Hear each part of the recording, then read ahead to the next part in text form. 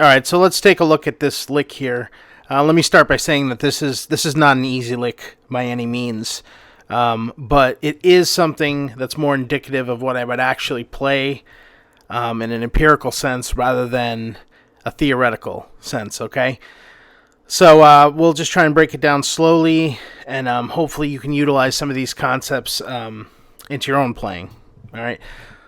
Okay, so let's start off with the first triad in the first measure, which is B flat. Okay. Now, those of you that are familiar with my book on chromatic approaches will notice this technique in the beginning.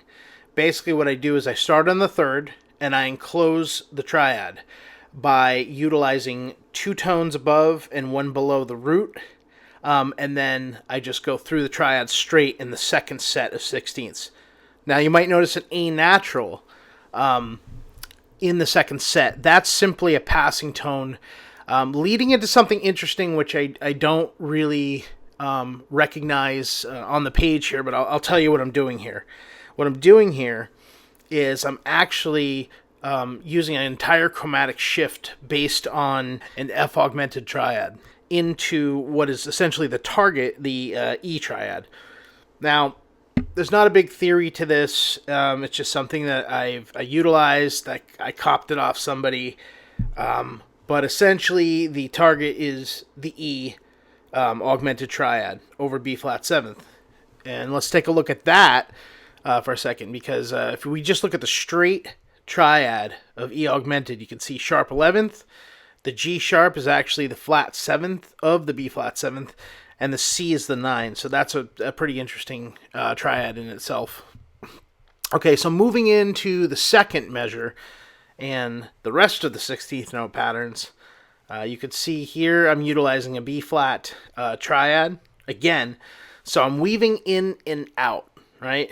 So that's a big theme of a lot of advanced triad usages, is weaving in and out of triads, using one triad that's very inside, and then using another which has some outside tones or altered tones, okay? And then from the B flat, I go into E major now. So I'm utilizing a different triad pair, but based on the same roots, okay? So you can see the E major is utilizing some of the same ideas here. If we just look at the E major, we get the sharp 11, okay? Now this time we get the same thing with the flat 7th in terms of G sharp, and then we get B natural, which is the flat 9. Okay, so that's a good one.